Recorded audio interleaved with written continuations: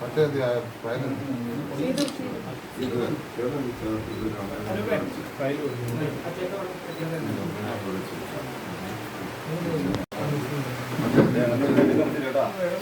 എടുക്കാൻ പറ്റില്ല.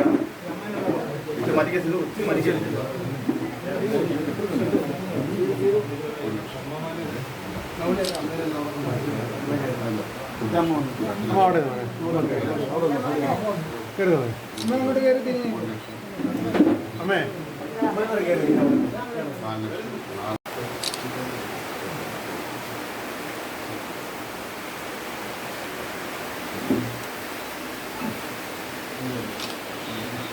പുറകിലെടുത്ത് കൊടുത്തു.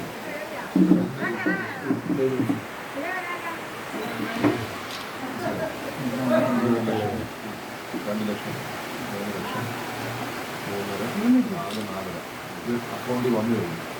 നിങ്ങളുടെ അക്കൗണ്ട് ട്രാൻസ്ഫർ ചെയ്ത് മോളുടെ അക്കൗണ്ടിലോട്ട് ട്രാൻസ്ഫർ ചെയ്തതിൻ്റെ ഈ 4 ലക്ഷം അവിടെ വന്നിട്ടുണ്ട്. എന്തെങ്കിലും പ്രശ്നം ഉണ്ടെങ്കിൽ നമുക്ക് പറയാം. അപ്പം അതിനൊരു സാങ്കേതികമായി കാണിക്കാൻ വേണ്ടി മോളെ ഞാൻ ഹോസ്പിറ്റലിൽ കണ്ടായിരുന്നു. അപ്പം ഇന്ന് കൂടെ ചെല്ലാൻ പറ്റുമെന്ന് ഞാൻ കണ്ടിട്ടുണ്ട്. അത് ഞാൻ പറഞ്ഞ കൊടുക്കുമെന്ന് പറഞ്ഞു. എന്ത് വേണം അത് നിങ്ങളുടെ വീടിന് വേണ്ടിയുള്ള ചിലവാണ് ഞാൻ പറഞ്ഞത്. എന്താ നിങ്ങളുടെ ഇഷ്ടം, പിന്നെ എന്താണോ നിങ്ങളുടെ ഇഷ്ടം അതിന് ഉപയോഗിച്ച് കൊടുക്കുക. വീടിനാണ് ഞാൻ തന്നിരിക്കുന്നത്, നിങ്ങളുടെ ഇഷ്ടമാണ്. ഞാൻ അന്ന് കണ്ടപ്പോൾ സത്യം പറഞ്ഞാൽ അന്ന് രാവിലെ പോലും ഞാൻ ചിന്തിച്ചില്ല. അങ്ങനെ കണ്ടപ്പോൾ ഞാൻ പറഞ്ഞതാണ്. ഞാൻ അങ്ങനെ ആ സെക്കൻഡ് ഞാൻ അപ്പം നമ്മളെ സഹായിക്കാൻ കുറച്ച് പേര് വന്ന് അങ്ങനെ സഹായിച്ചു. OICC റിയാദ് കമ്മിറ്റി അവരോട് പ്രത്യേകമായി നന്ദി. ശരി, അതെ, ഓക്കെ. നിങ്ങളങ്ങോട്ടൊന്ന് ഇവിടെയുണ്ട്.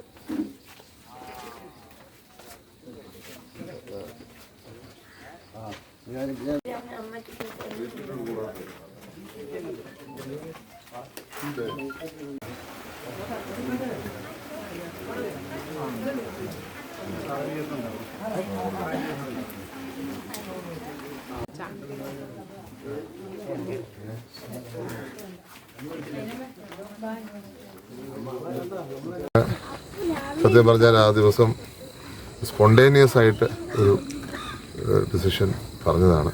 അത് എന്നെ കണ്ടപ്പോൾ വീടിൻ്റെ കാര്യങ്ങൾ സൂചിപ്പിച്ചു. അപ്പോൾ തന്നെ ഞാൻ പറഞ്ഞതാണ്.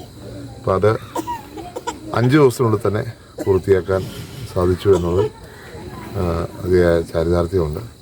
സഹായിച്ച എല്ലാവർക്കും നന്ദി. അത് 5 ലക്ഷമാണ് നമ്മൾ പറഞ്ഞത്.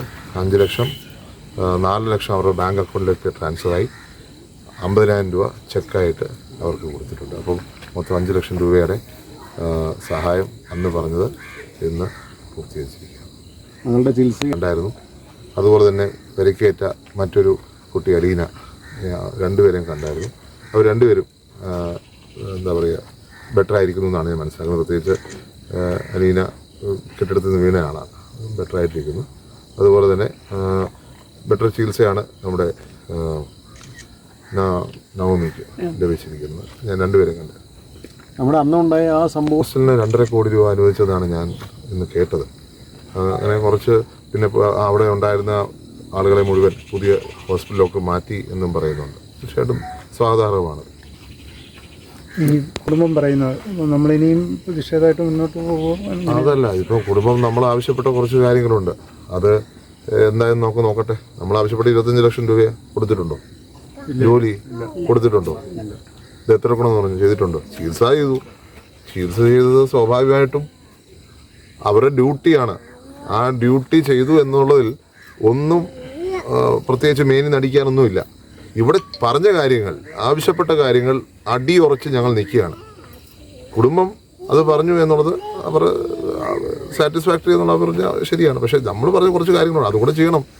ഇപ്പോൾ നമ്മൾ റോഡിൽ കൂടെ നടന്നു പോവുക, വണ്ടി ഇടിച്ച് മരിച്ചു, എത്ര രൂപ കിട്ടും? അതേ നമ്മളും പറയുന്നുള്ളൂ. മിനിമം വേൾഡ് ക്ലാസ് ആണെന്നാണല്ലോ പറയുന്നത്. വേൾഡ് ക്ലാസ് ഹോസ്പിറ്റലും വേൾഡ് ക്ലാസ് ട്രീറ്റ്മെൻറ്റും ആണെന്ന് പറയുന്നു. ഇപ്പോൾ വേൾഡ് ക്ലാസ് ആയിട്ടുള്ള കോമ്പൻസേഷൻ കൊടുക്കണം. ഒന്നാമത് ചോദ്യം. രണ്ടാമത് ചോദ്യം, നടപടി എന്തെടുത്തു? രണ്ടാമത് ചോദ്യം, നടപടി എവിടെ? ഇന്നിപ്പം 4-ാം ദിവസമാണ്. നടപടി എവിടെ? നടപടി 5-ാം ദിവസം നടപടി എവിടെ? ഇത് മാറ്റുമെന്നുള്ള പ്രതീക്ഷ. ജുഡീഷ്യൽ എൻക്വയറി എവിടെ? ഇതൊക്കെയാണ് നമ്മൾ ചോദിക്കുന്നത്. ഈ ചോദ്യങ്ങൾക്കൊന്നും മറുപടിയില്ലാതെ നമ്മൾ എന്തൊക്കെയോ കാണിച്ചു കൂട്ടിയാണ് സർക്കാർ എന്ന് പറയേണ്ടി വരും. പല മന്ത്രിമാരും ഇപ്പോൾ കൈവശം വന്നു. അതുകൊണ്ടാണ് സമരം. അതുകൊണ്ടാണ് ചെറുപ്പക്കാർ വഴിയിലിറങ്ങി സമരത്തിനിറങ്ങിയിരിക്കുന്നത്. യൂത്ത് കോൺഗ്രസ് എല്ലാ പാർട്ടിക്കാരും സമരരംഗത്തുണ്ട്. അവരെല്ലാം ഇറങ്ങിയിരിക്കുന്ന കാരണം സർക്കാരിൻ്റെ പൂർവ്വകാല ചരിത്രം പരിശോധിക്കുമ്പോൾ ഇങ്ങനൊരു അവരുടെ പ്രവർത്തനത്തിൽ വളരെയധികം സംശയങ്ങളുണ്ട്. എന്താ? മുണ്ടക്കൈ ചൂരൽമല, കവളപ്പാറ, എത്ര സാഹചര്യമുണ്ട് നമുക്ക് എണ്ണി പറയാൻ സാധിക്കും. 1 വർഷം കഴിഞ്ഞിട്ടാണ് വീട് പണി തുടങ്ങി. ഇവിടെ വലിയ അത്ഭുതമാണ് കേട്ടോ. ഞാനത് പക്ഷേ അതിന് എല്ലാ യൂത്ത് കോൺഗ്രസ് എല്ലാ സംഘടനകളെ അഭിനന്ദിക്കും. കാരണം നിങ്ങളുടെയൊക്കെ സമരം കാരണമാണ് ഇത്രയും പെട്ടെന്ന് ഇവിടെ ഈ തരത്തിൽ എസ്റ്റിമേറ്റ് എടുക്കുന്നു, മന്ത്രിമാർ ഓടി വരുന്നു, അത് ചികിത്സ ഫ്രീ ആക്കി കൊടുക്കുന്നു. അത് ഇവിടെ നടന്ന സമരങ്ങളുടെ ബാക്കി പത്രമാണ്.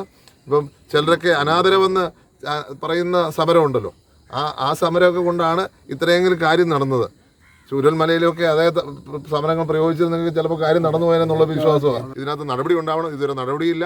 കോമ്പൻസേഷൻ്റെ കാര്യത്തിൽ തീരുമാനമില്ല. അതുപോലെ തന്നെ കേരളത്തിലെ സാഹചര്യങ്ങൾ എന്താണെന്ന് കാണുവാൻ ഇപ്പോൾ കേരള സമൂഹത്തിന് ഇടയാവാനുള്ളൊരു സാഹചര്യം ഉണ്ടായി. എന്താ? ബീഹാറിൽ നിന്ന് വരെ ആൾ വന്നിട്ട് പറയുക ബീഹാർ ഇതിലെ നാട്ടിൽ ബീഹാറാന്ന്. ഇപ്പം എന്തായി കേരള മോഡൽ? എന്തായി വേൾഡ് സ്റ്റാൻഡേർഡ്സ്? അതാണ് ഈ സമരത്തിൻ്റെ കാരണം. ഈ സമരം ജനങ്ങൾക്ക് വേണ്ടിയുള്ളതാണ് എന്നുള്ളതാണ് ഈ അവസരത്തിൽ എനിക്ക് പറയാം.